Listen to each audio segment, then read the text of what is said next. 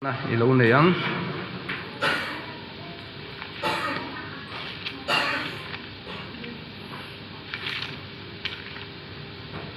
Deuteronomy bunga chang sari ka Bible ang in chuan phek la sun ko pasari na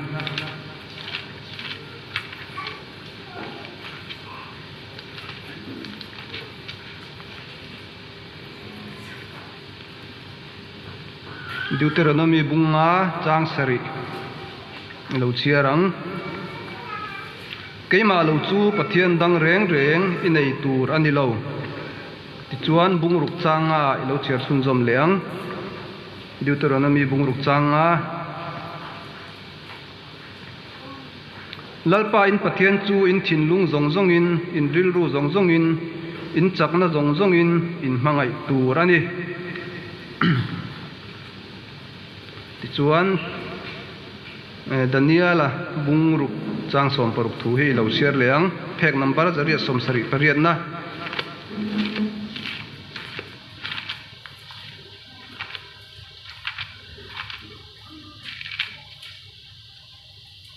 Daniela bungruk chang som paruk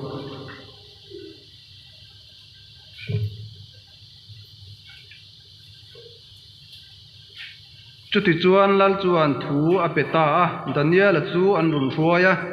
sakai bak nei pu ka chuan an paita a lal chuan Daniela hne na ipathian arong ibol fo thina khan a chan hi mang che ti in asoya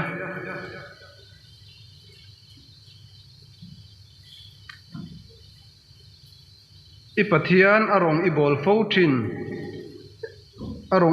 thina khan a chan hi mang che a thu kanan chiar tak te lalpan kan za tan mal min som sak le ro se vinia hian kan ngai tu ho tu ra ka du chu kan pathian biak dan hi ti thu pui mangin Bible pathian thu ngai tu ho na kan lo nei don ani le ama sain i vinia hian hay atam jok chu thalai kan nia chu bang chuan kan pathian biak dan hi ti mangin soi kan tum don ani boka chu mi ma in i Bible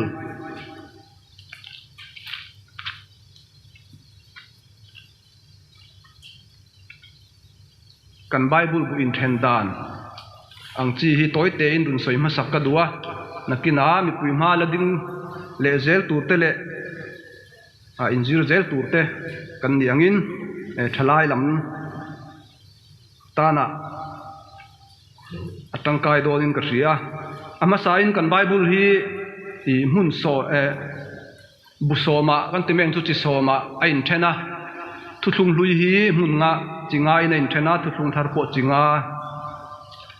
thuthung lui hi busom thum pakua thuthung thar ni sari niin ain then dan chu hetiang hian Genesis atanga Deuteronomy kha dan bu ti ania ti chuan Joshua atanga Esther kha thon thu bu ti ani le a Jopa atanga la than khom thleng hi hlabu ti ania Isaiah atanga Daniel hi zol nei lian te ti ania Hosea atanga Malakia hi zol nei te ti ani thuthung hlui ti chuan thuthung thara chuan Mathaya atanga Johanna hi chanchin tha ti ania tirkau te hi thon thubu ti ania Rom le khathon tanga Philemon a thleng hian tirkau pola le khathon ania Hebrai atanga Juda hi le khathon pa ngai ti ani ti chuan heta hian in Hebrai hi then khat chuanin tirkau pola le khathon anga soita te po an oma thupuan hi hrilok na buani ne engwange hemi kan soi ti chuanin i kan zinga keima po hi ti sual mang hi kan ni ve thawa then khat hi chu kan thret lo wanga ti sual te po kan ni ka ringa chung mi te ta na kan lo injir du ta kin ka tia hrenga kan ti sual ni ro kha chuan ka injir du lo ni kha chuan kha chu keima ni thu ni tang sela le khathon ni na na bu ti tat ang chi te kan om hian ngai thak anuam lo ka ti thina chu tiang mi te ta nan lo in zir duwa I kan hlok pui ta kin tin thanem ngai thuwa tu na mi kha karun soi ma sa ni sela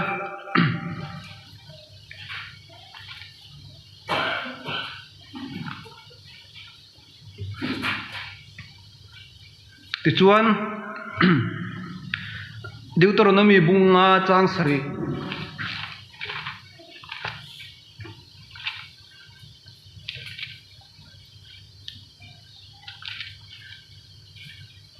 cái mà lâu chút Pathian đang rèn rèn in này tu ra ni lâu tiền nia hết ta kan soi du chu in kan chiar nu hung zo ka khan Daniel là kha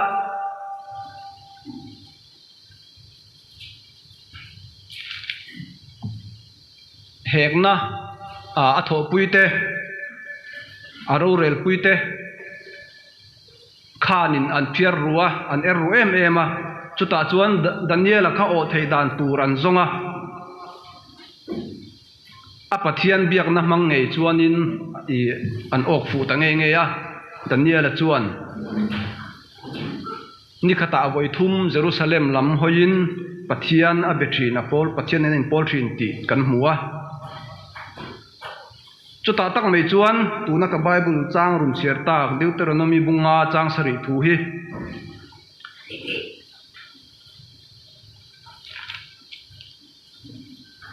Daniel chuan khalaya an lal Nebuchadnezzar lal ro pui tak ahun lai chuanin I ram tam takte akut hnuaya an kun ti kan thria chu tiang khopalal ro pui tak thu chua thu pek po ni ma sela Daniel chuan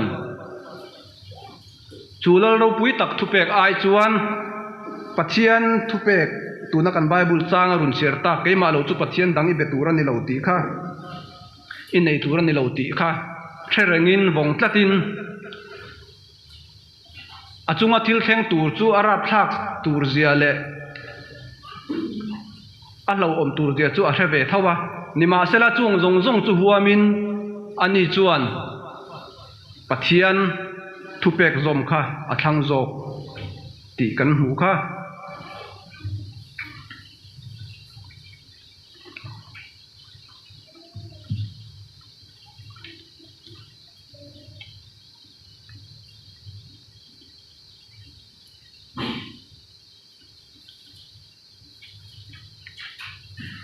Israel fa te na khan Pathian in ti tur le ti lo tur dan tam tak apea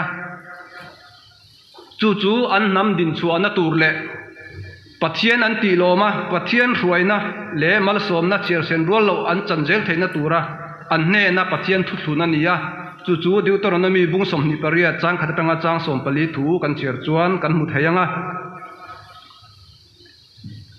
Pathian thu pe ka an rin om chung chuan lalpain anral beina te apuya a ompuya tanpuya anni tin na tho kutkoya te lalpan malasoma kong tin renga lalpain malsom na chitin rengin avu thin ti thu kan hmuwa nima sela chu Israel te khan an pen an lo pen sana an hoisan chia khan Pathian thin urna Israel te chunga thlenga sala ruaite an nia se om tam tak tuarin mirama sala antang ti thute kan hmuwa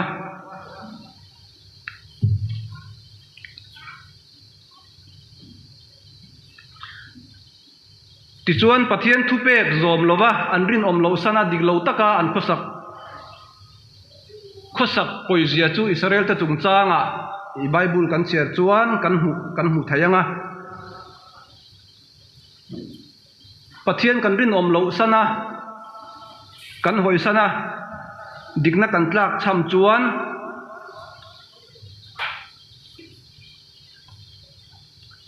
mihring chung kwa te nu le pa fa le pa in kara te tho ho na kong chitin renga ko hranna po ni sela chiat na lungai har sat mang anna a thleng thei ani ti Israel te chan chin tang pon kan mu thei ome pathian thu anga an din chung kha chuan pathian in mal som na tin reng in avur thin thu kan huwa Deuteronomy bung som ni pariat kan en chuan amai ro chu pathian an hoisan hun na kha chuan pathian in amal som na po alak le sakvea har san na men lo in atlak buaka salate hruai an ni thu kan mu ani kha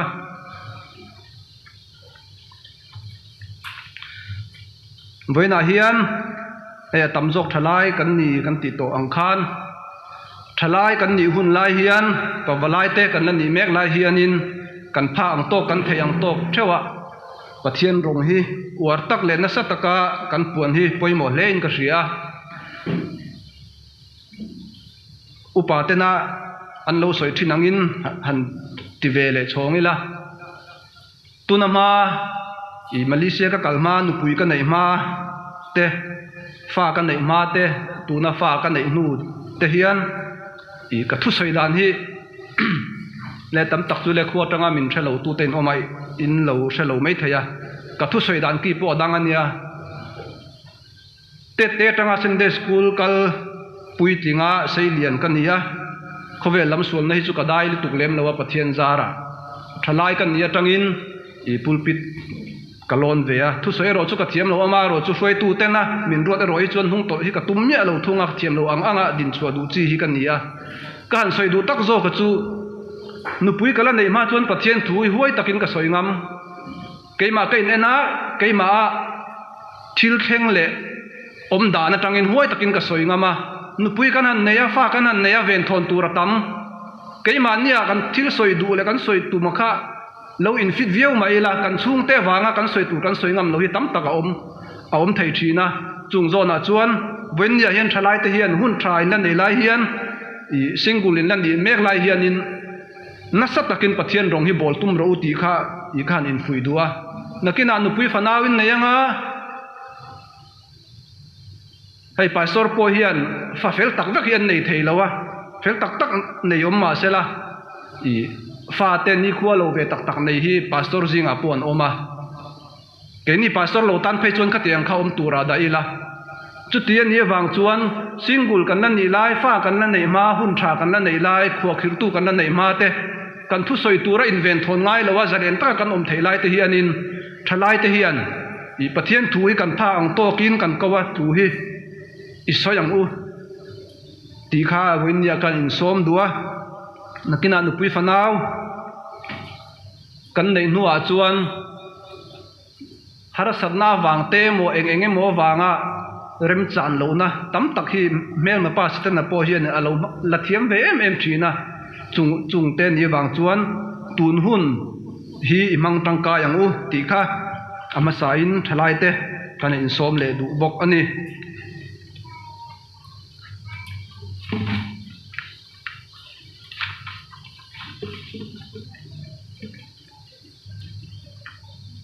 tichuan Daniela kan sirpa ka khan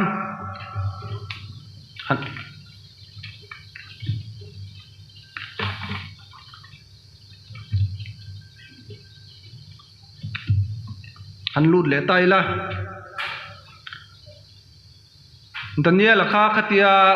sala an ruai khan aming po thak sakania belte sajara tiania chu pathian in aven him tina ania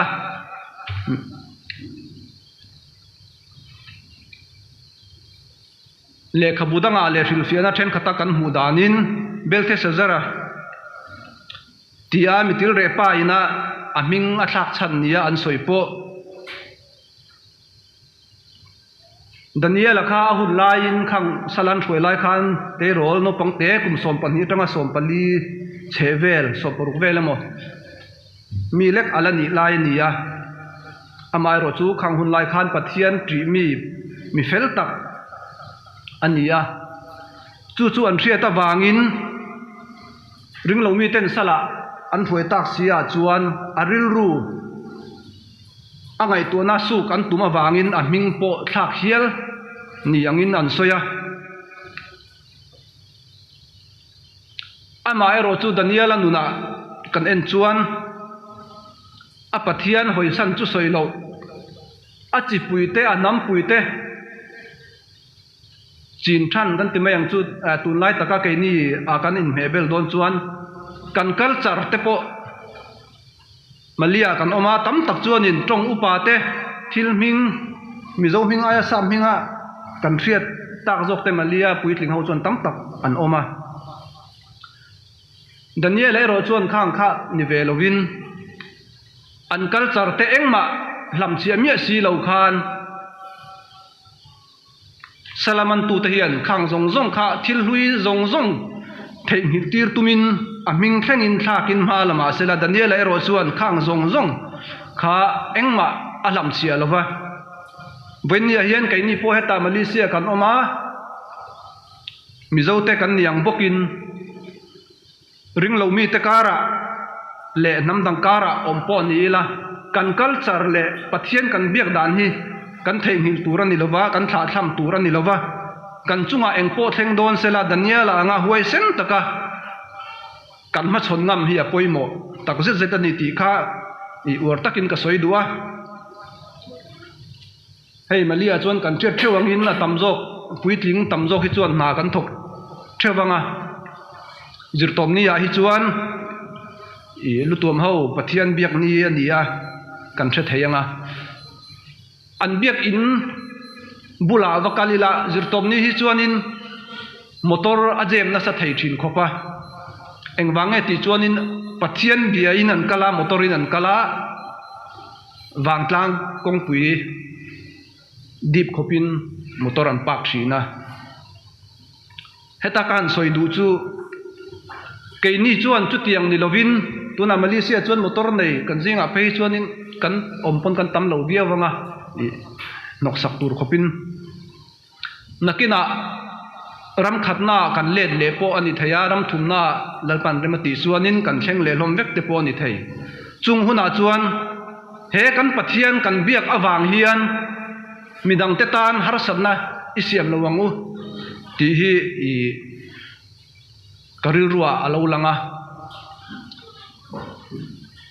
pathian biak chu thaviau ma se kan pathian biak awanga kan velami te na se omna har sabna an tur ero chuan kha kha thil tha ma ni sela I athajik tuak thei tak tak lawani mi fa kan lo thei don lawani kan lom man nakina wana khatiang te te kha Christian te hianin thil ho te kan ngai ni si khatiang kha tun le tu na man hal thei zir hal thei ania apoimo katia ti chuan kan ni tin na thona han soi le taila midang dang na kan lo thok khom ta entinan mi pakhat alo op thei pakhat op chuan pakhat op thei lo ang chi lo ni chuan kan in khom du wange mo ko ran poimo thil kan ti du wanga keimani char kan opa kan thian te op ve du in khom ve du ken na chang kan thia si lo chuan kha ka in khom kha thil thaviu ma ni sela helama ka thian pa min ngai dana kha chuanin ka kholo dei don ani chu wang chuan khatiang te te kha I thil ho takalang ba ni sela kan in ken thiam anga ya ani lo vek point kan na tho dana hian na kan zon na tangin ti teang ko thana ka in mang dua khotla nga te ka in mang dua sendai chol du kan chol dua lalpa faknan hun kan mang ve du ni chuan kan lo chu lo tlem deu alo ni point sendai off thei na te zong thiam thram thramila arem changang lo ani pon tu na kan soyang ki khan manin bulhim tum vek loila kan thian te point khom ve du ani chuan ikian nga mangu in khom lo mai la in khom thei tu rai thian te ikena imin thei chuan in khom ang tukin kha kha lalpa min hu aro pui to thawani ti kha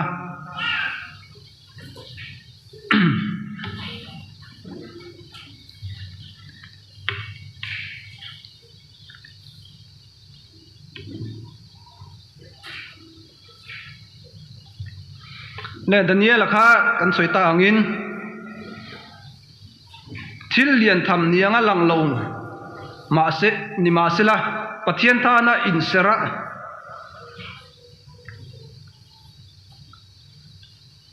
lalina chotui tak tak an mani sa khodana anhlan to sa apek khan Daniel le a thian te pathum kha chuan an ei du lova thlai na an ring thu kan mua bung khat chang riat Daniel bung khat chang riat kan en chuan heta ka soi du chu mi tam tak ngaya chuan thil ho te kan ngai nima sela angong chu lian tak kheng thei si le lam zong kan soi chuan hei tun hi helama mei thla ni to kholama chuan in thal ani dona I chu wang chuan mei si te tak te in ram tam tak ati kang theya kholam hi hei ka biak lo na rei to tlang te hi ala kang ve zai lem chu ka thelawa tuna ma ka chuan tlang te ka kang thin kha nia tha lai chuan in ala kang zel tura chuan ngai tai la mei si te tak te in ram lian tak ati kang thei chu wang chuan thil ho te kan ngai heti han ngai tua mei chuan in ho te ni si ama ro chu han ngai tua chet chet chuan thil poi tak theng thei hi a oma abi king Christian te kan ni chuan kan bulami te Christian ni velo te hian kan che zia hi tam tak soilem lo ma se min lo thlir ru ve reng thina hei poi ka ti pakhat le cheng ta ka hret chen chu tuna kan tho pui kan na tho nai han soi kai zokila achang le tim thum kan nia ai tlangwal David dal nun puya pu pa hi Christian ania manager nen chuan kan vain tila chaina ho hi panga an nia pakhat hi Christian om ve ni a Christian beraka a fello le ni kholo ber ania chaina zinga khan chu boss pa hian mi fiam nan tak le mi ka nan tak hian amanga I fiam thu ti tak deuh hlek hian apoi hi ka ti angreng khopa va sila va soi veu donin ani thei big box si lo a fello ber kha midang ho zong kha chu buddhist we kan ni ta puya pu pa hi Christian ania ma se a fello ber chaina ho zinga chuan ania pu hian in mi fiam nan tak hian amang thina poi ka ti em a thil ho te kan ngaya po hianin kan bulami te sa khodang te hianin min lo chik ru reng thina chuanga chuan kan inven film khurangaya inven film khur hantia chuan inven reng sen pon ni lawa anina tak zo ka chuan ring tu te kan nia Christian ni tu kan ni chuan pathian du danin kan omem ti hi keimania in en le ta in chik reng tur hi kan lo ni zok ma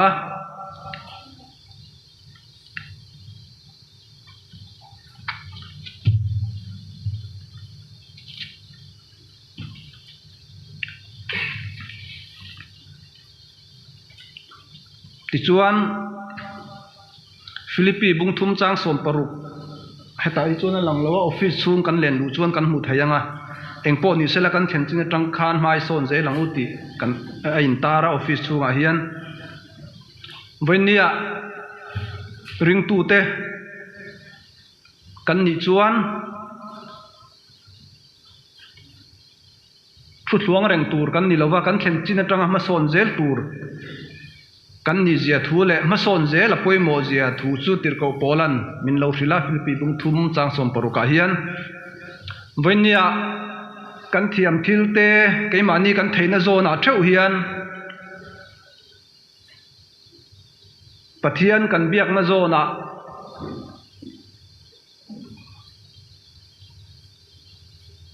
in khom hun ruat tu chuan kan chan bote arun ruat dieta amai ro chu in hriat kim tei thila hara I kel chunga om lo hun hla om deuh te theng thar deuh ang chi te biak in run kal khat deuh ang chi te phei chu in hriat kim hi har em a chumi zona chuan vui loila tu ma vui mai lovin kan ti theina zon theu kha I ruai tu te I hril the zelila pathian kan biak ho na hian enge ka tho ve thei enge ka ti ve theyang ti kha ruai tu te thil the lovila ti chuan ruai tu ten zai mi kan ni chuan zai ruai tu ate solo ate ti khan an lo ruatanga chu tiang chuan thuril thei kan ni poin khatiang khan thuril thei kan ni chuan kan pastor ne na kan in report anga hei kumin hi i tuna kan kal da to dana chuan thani dan zela preaching plan po hi siam ania tun zun thla tangin ani le turanga ila thuril thei kan omani chuan tun poi hun hon reng ania suai tu ten ko ran ten mi pui tam jok te pathian thu cha puang chuak du te kan om takin kumin chung chu heti hian in i hong rengang u ti in rawrela voin ni thlengin i hun hon ania heta pulpita pathian thu cha kan au chua puya kan puang chuak du ani chuan kan pastor ne na ala in pek thei renga chutiang zelin tong trai mi te kan nia ani lo point kong chi rang ranga pathian kan biak ho na hian kan ti thei zong a om chuan thuai tu te in thil the zelila ti chuanin ti khan chan bo te te kan in siam rem sak zel don ani ti kha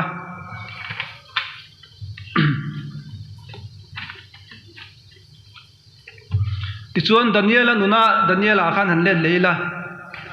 kan mu atanga thil poimo em pakhat chu pathian beturin om nuna chuan pathian mel mi ten an mu thin ti Daniela tangin a hriat thei ome ei voinia helaya karun ding tur po hi keima chuanin mason na chikhat ania bible share chu hi harsa ka ti khop maya enge nang ni in ni hlom chu ka hrelowa tuntuma hian helaya ka din dona wangin Daniel bu le Exodus hi ka chiar do wangin ka chiar chu apha thu sei lo tur phei chu ni la hi ka chiar chu kher kher ne mo te ka tia a hlok thak viu chun ka ria chu wang chuan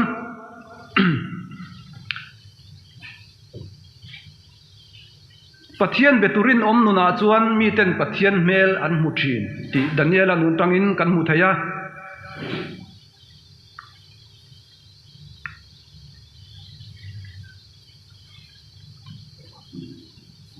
ti chuan ring tu te chu pathian kan bia pathian pol ho na kan nei reng in ka ngai poimo ve em thin pakhat chu heta biakina kan local khoma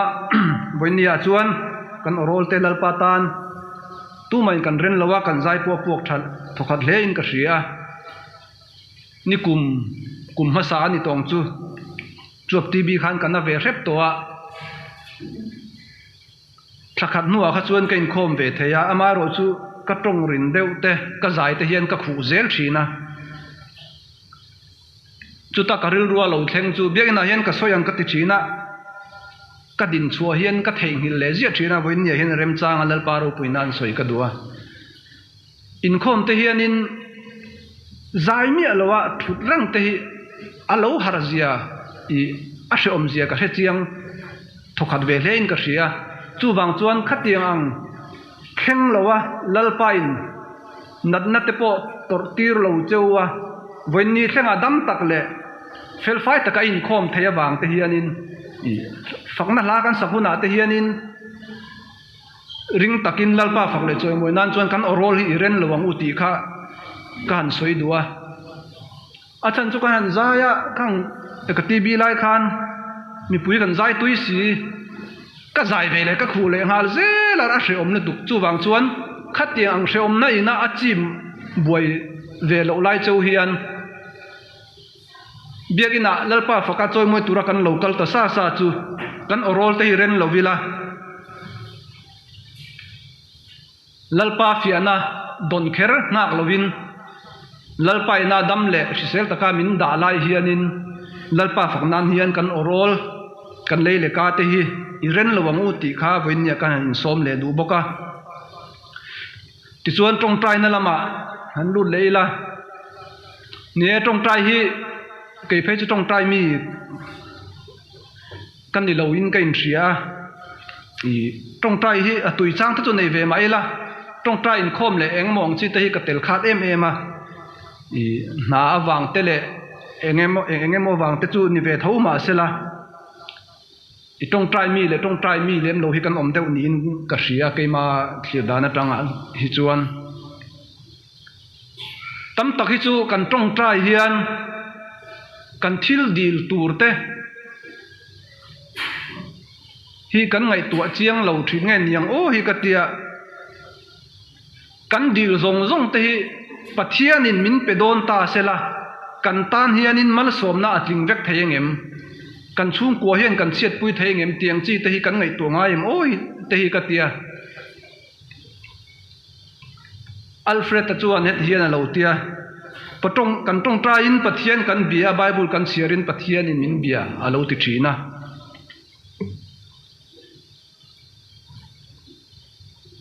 ti chuan pathian biak dan dik chu kan du dan ti hlotling tura pathian karna ni lovin adu zong ti tura in pek na hi ani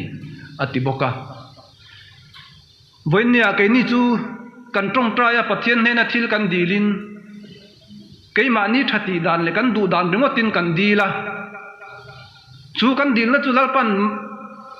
min run petavek sela kan dong seng ngem kan tan thil tha ni vek ngem ti lam hi tam takhi chuan kan ngai tua thleng phalo mai thaya I voinia kain cha du chu lalpa ne na chuan thil kan dil tur chu ani kan mo cha khai tin reng chu nima sela kan ta na thatur chin chia min pe tur hian lalpa hi kan dil thiama kan kar thiam hi apoi mo hle ni in ka hria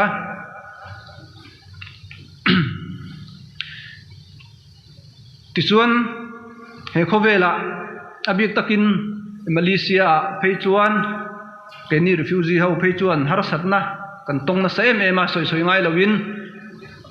achana changfia to tu te theu kan ninga UN kat po nei ma ila zalen takin na kan thok theilowa robolok le zong ho te to kila na tho theilo chuti khati min tia somnga za te kan choi fowa chutiang chu ania har sanna kong chi sang sanga kan tok na sem ema kan soi du ta ka chu voinia hian lalpa hianin nang le ke hi kan har satna zona kan har satna sut pian saka har satna tok lo turin lalpa hianin min ti don lova nima sela chu har satna lungai mang anna trana ruama po ni sela kan om huna lalpan min telpui mei jok don alo nia kan tong trai na po ni sela har satna te hi har satna tok lo tura kan lo tong trai thina ni chuan kan tong trai dan chu adik lo te po ti thayang chu tiang ni lo turin lalpan he har satna tang hian keima hian enge a soidu ti hi ring tu pui tling te chuanin kan in ngai tua le ta kan in zir tur ni om tak chuan nia lalpain lungai na te mang an na te min to tir hian keima nia enge aro pui pon chua du ti hi kan in zon chua tum tur jok chuani khemna oma piang in tlan chuan po lalpa chuan min siam sak thin ang khan har satna kan tor hian lalpa min la bo sakro ti mai lovin lalpa he ka har satna tor kalungai na zona hian enge iro pui pon chuai duwa tia lalpa ne na tong trai na ne na kan zoa kan en let fo hi apoi mo tak zet zet ani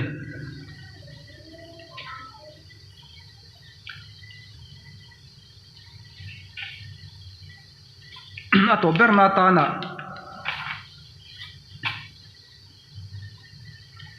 chanchin tha ma thai jiak bungruk chang sari thu hi karun soyange karun chiarange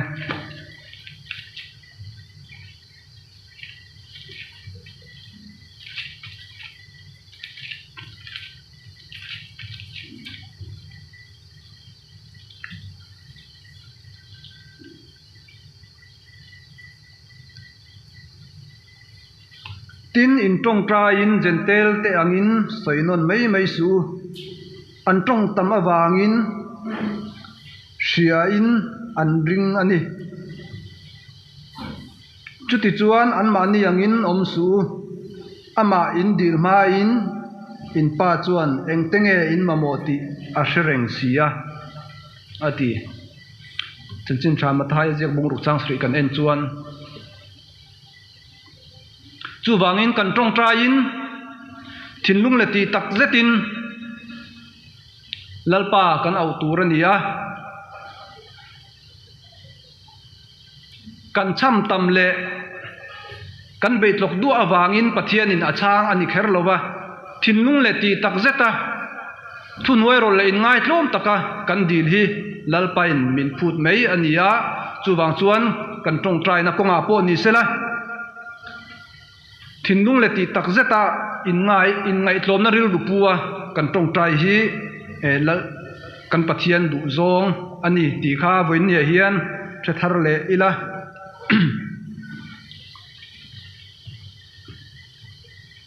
ti chuan tong trai han soi ta ka chuan hei tong trai hi ko than pui hian thotan zana anayar thalain zirtop zana ania tong trai in khom thei te kanom chuanin kan in som vek ni boxela tam tak hi chu kan tong traya kan cham teu ringota thinlung le ti tak zeta kan ti si lo chuan hei hi lalpa in tuna kan bible chang run chiarang khan gentel te anga cham du alovin atia ril ru le ti tak zeta kan tong trai chuan kan dil ma poin kan pathian hian kan momo chakhai tin reng chu a hria min pe mei don ani ama ero chu lalpa hian kong le lama chuanin kan dil ve kher hi min phut chin anei thina voinia nang le kei po kan pathian biak dana hian lalpa betu chuan tharau le ti tak zetin a beturani ti kan bible kan huangin lalpa kan biakin helai biakin a chau biakin chau hi kan pathian biak na tur mun ani lova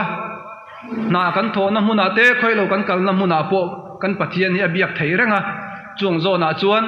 thinlung le ti tak zeta tharau le ti tak zeta lalpa kan biak chuan khoi huna po eng huna po mila lalpa in kan dil na te min changa kan ta na thalo turin lalpan rem ruat don lova tun le tuna lalpa rem ruat kan lo hre thiam lo po ani theya amai ro chu voin ni tun huna ka hun ton mek hi voin ni a hre fia thiam lovin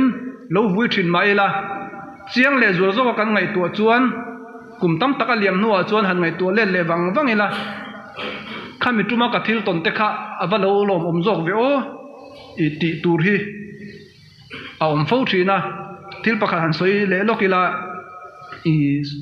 akum kha ka he chiang to lova kingi wan man kum kha khami kum kha min man ve te pa bung chonga son thal lai khanin kong siamin kanin hlo fa chuan fura khan thing zai tur ania kain be fel vek to thing zai tur po chuan i kan venga chuanin le pan chonga khuan pudu chunga mak pa ni thawin ka hria khamin huaya khan kan ni hlom ta thing zai turin kain be fel vek to fura khan thing kan thian te u chuan kal kei nak tuk tuk le kal turanga thotana kal turang kha inrin ni tangin kadam lova sai khan in kan thing zai tur po kha mun khom a pot khom tewa thing luang lian tak tak lan in pakhat fur chung jong po in son ngai lewa lain pakhat ta zai thei turam chi khan thing po atama zai luang thei lang chon kan hlong tang mizoram kalai pon hlok zo kin rin oma chu ahun lai kha chuanin khami kadam lo kha poi ka tia pathian hena po ka tong trai ka dil fawa amai ro chu ka dil chu lalpan min chan sak lo angin ka hria ka dam lo tlat maya huna khan ma se chu ti rol chuan i khami tuma kal ho kha an man hlom vekani khalai bung chong ram kha an soi ka hriat danin wa ho thunei na hnuaya omani mela ti chuan wa ho khan in kingiwan hne na khwan song i na le mu in ti meng chu khatianga intifel an nita ma se king ni wa khatia man run nita ka khachuanin khang ho zong zong ka an run khom ve ka an mana a then phei chu lungina ko thalo ten an thia ka thian te chu kan soi du tak zo ka chu a hun lai khachuanin lalpa ne na mizoram po kal ngai lova khatia thingzai luang taka zai thei tura ka dil kha ani chuan min tin na ta dai maya a hun lai chuan ka vui pathian ne na po tong tra in ka hlan thina ka dil thin che ka te ka vui ve thin amai ro chu anu kar ni na vela mi yo an run man chi atang kha chuan in pathian he na lom thu ka soi le thunga kha te kha pathian in min tin na loin lo vakal veila thing chu lo va zai la min man dai nga voin nia helai huna po hianin ka ding lo mai thei ani ka thian te pani ka thian te ti mela thingzai khata thingzai kal te pani phei chu lungin an thing heng heya ko thalawin chu tiang chu ania kan soi du chu a hun lain pathian rem ruat hi riat fia har em ema chu wang chuan kan thil ton mi ring ngaya van duaina a cheber thi na po lo thleng sela lalpan hei hi ka ta na thatura a ruat ani lalpan hemi mang hian keima hian enge pon chu adu ani ti hi voinia local khom zong zong te hian ingai toilet thiamila lalpa kan biang na hian him le lom takin phur tak le thatho takin kan pathian hi i choi moi thinang u di kha voinia kan in som dua a thu kan soi thei chunte lalpan atharin malmin som sakro se amen